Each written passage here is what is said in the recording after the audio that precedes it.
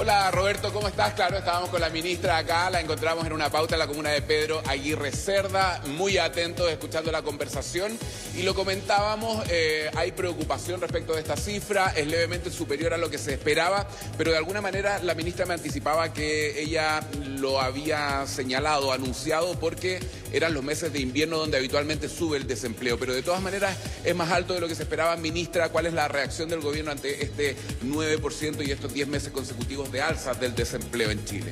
Bueno, buenos días, gracias por la invitación. Hola Roberto. Hola. Hola ministra. ¿Qué tal, ministra? Es un tema... Buen día. Y también a los panelistas, no sé si está también Karen y José. Sí.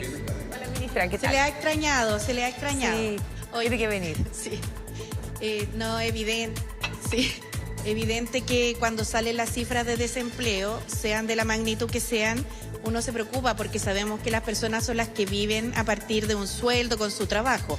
Y es evidente que si esto aumenta, también uno se preocupa más. Pero en Chile han estado ocurriendo varios fenómenos.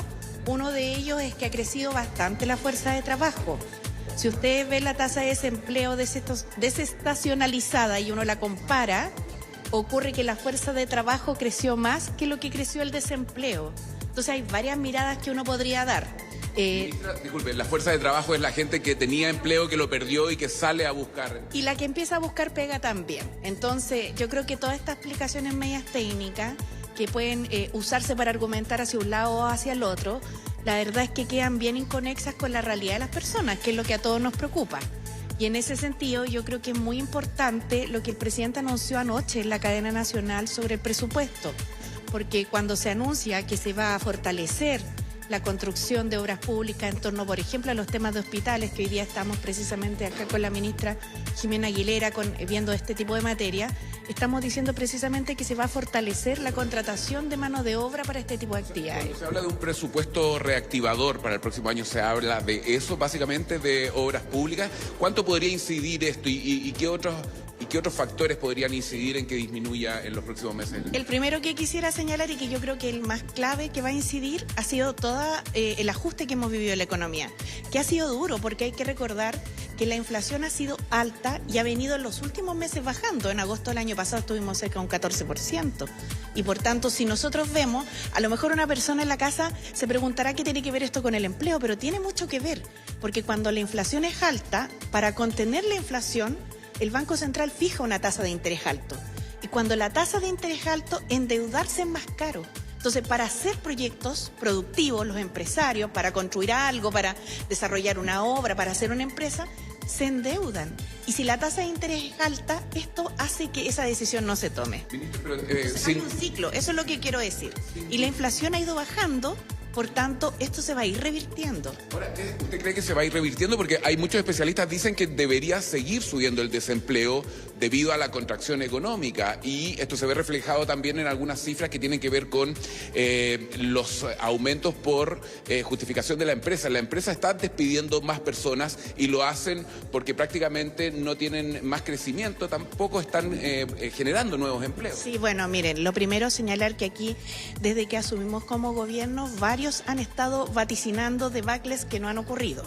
Lo que hemos estado viviendo y que me imagino que cada uno en su propia reflexión podrá o no compartirlo, pero que tiene un asidero real, es que hemos estado viviendo las consecuencias de lo que fue la pandemia. Cuando un país gasta más, cuando un país vive una situación como la que vivimos, donde los puestos de trabajo se tuvieron que suspender, se cerraron las empresas, no se recupera de un minuto para otro. Y la inflación, producida por los factores internacionales y nacionales que vivimos en la pandemia, nos ha pegado fuerte. Hoy día tenemos la posibilidad de irlo recuperando, pero no es un proceso que se vaya a producir instantáneamente. En eso estamos. Le quiero preguntar también respecto de cuál es la proyección que hace el gobierno para poder volver a esas cifras pre-pandemia, pero Roberto Sá, tú también tienes alguna pregunta desde el estudio, ¿no? Sí, iba por la misma línea, Karim. Ministra, bueno, la saludo nuevamente. Anoche el presidente de la República dio a conocer los lineamientos generales del presupuesto y entre algunos de los factores que se ha mencionado es que se dice que va a ser un presupuesto reactivador de esta economía que este año ha estado súper plana por todas las razones que usted ha explicado y otras más. Necesitamos mover la economía, necesitamos reactivar la economía, el empleo, las ventas, luego de que, producto de la crisis inflacionaria, tuvimos que congelarla, subir las tasas, lo que usted decía.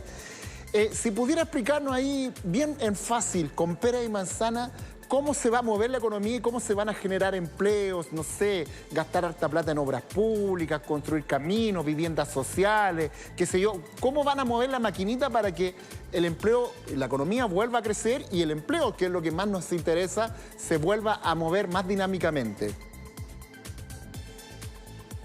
Bueno, Roberto, yo creo que faltaría tiempo para explicar todas las iniciativas que trae el presupuesto, pero sí algunas centrales.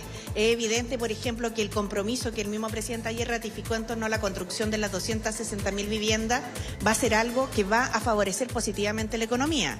Los mismos contenidos del pacto fiscal, porque esa discusión que la ha presentado el ministro Marcel en varias ocasiones, como que pasa bastante colada, pero ahí vienen medidas muy importantes para la inversión. Primero, todo lo que es los permisos, lo que le llaman la permisología, reduciéndolos, haciendo una integración más eficiente para que las personas puedan invertir más rápido. Lo segundo, generando acceso al crédito de todos aquellos emprendedores que hoy día están fuera del sistema de la informalidad a través de la ruta del emprendedor, con formalización, con un monotributo que les permita después también poder acceder al crédito. Entonces hay varias iniciativas. Por ejemplo, en materia de crisis climática o de cambio climático, también se van a invertir importantes recursos en todo lo que es el tema de cómo hemos abordado o cómo hemos vivido las últimas emergencias, relacionándolo, ¿cierto?, con inversión pública. Pero esta inversión pública se va a hacer además, como se ha hecho siempre en nuestro país, con altos estándares, porque quiero señalar que no es efectivo que la plata del Estado se pierda. Aquí hay algunos sinvergüenzas que han ocupado la plata del Estado para fines particulares y que tienen que ser sancionados por la justicia. Y eso lamentablemente no tiene color político. Entonces ocurrió en este gobierno y también en otro gobierno y mucho en la dictadura militar, que algunos apoyaron. Entonces decir que hoy día no puede el Estado crecer es un error, porque tenemos que hacerlo para efectos precisamente de apoyar a la economía y que haya más empleo. Ministra, yo le había planteado un poco la inquietud respecto de cuál es la proyección que tienen ustedes. ¿Cuándo deberíamos retomar esos niveles pre-pandemia? Sí, nosotros hemos estado viendo el proceso de ajuste, salimos de la pandemia con una alta tasa, como señalaba, de inflación. Hoy día estamos esperando ya a fin de año tener una tasa más baja, menos de un dígito, o sea, no solamente menos de 2 dígitos, sino que además cercana a la tasa que va fijando el Banco Central, para el próximo año ya tener lo que se llama la convergencia con las tasas de inflaciones habituales, ¿no?, que el banco proyectaba para nuestro país. Ahora bien, la economía también se va a ir recuperando paulatinamente. El tema es que el efecto en el empleo siempre es más rezagado. Así como el efecto en el empleo en su aumento se demoró un poco más en llegar, su recuperación también se va demorando un poco más en llegar. Tiene un efecto en la cadena del proceso al final, ¿ya? Y nosotros estamos claros en que esto es muy relevante porque las personas con esto viven. Por eso se ha estado subsidiando, ¿cierto?, durante este año, buena parte del año, con el IFE laboral. Está además el subsidio protege el ingreso mínimo garantizado, pero sabemos que aquí lo importante es que el sector privado se pueda recuperar bien. Para eso está la desnotarización de trámite, está las leyes de la permisología que vienen dentro del pacto fiscal para alivianar la carga, ¿cierto?, de los mismos empresarios al poder presentar un proyecto. También está el control de las tasas de interés, o de la inflación, perdón, que permite que las tasas de interés bajen. Y por cierto, además está toda la inversión del Estado en obras públicas que fueron muy dañadas por los temporales, los incendios, y en hospitales, con principal énfasis en eso. Y también vienen los meses estivales donde históricamente hay una leve recuperación. Hay preocupación también por el empleo femenino. A las mujeres les cuesta mucho más que a los hombres encontrar trabajo, y hay otras cifras que tienen que ver con la informalidad, que también son bastante altas, que me imagino el punto está puesto ahí también. Hay un 27% de informalidad. Le quiero preguntar, ministra, para finalizar por la pauta, esta ley sana es una ley que ya existía, se refuerza, va en ayuda de niñas y niños que tienen problemas de salud graves. Cuéntenos un poco. Sí, bueno, perdóname, Karim, pero déjame decir una palabra de la informalidad, disculpen. Perdón. No hay problema. Ya. Es que los informales no son solamente las personas que no le hacen contrato, sino que también son aquellos que tienen un emprendimiento y que también surgieron harto más en la pandemia y que, por ejemplo, venden por Instagram y todo.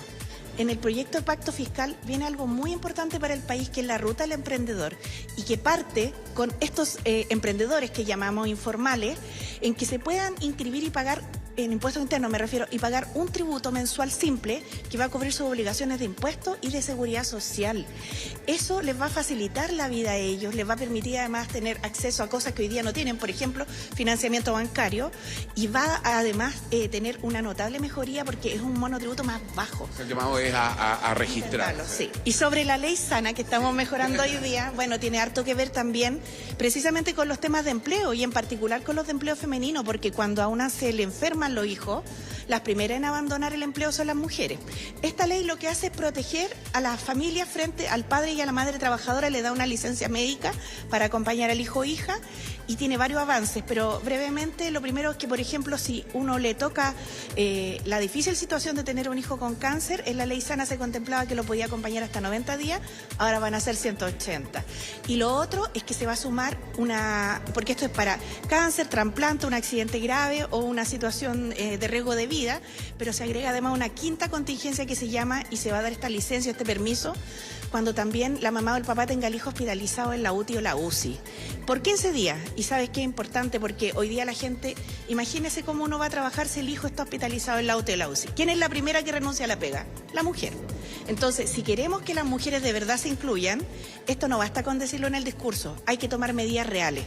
Y la ley sana que se mejoró es una tremenda medida en ese sentido.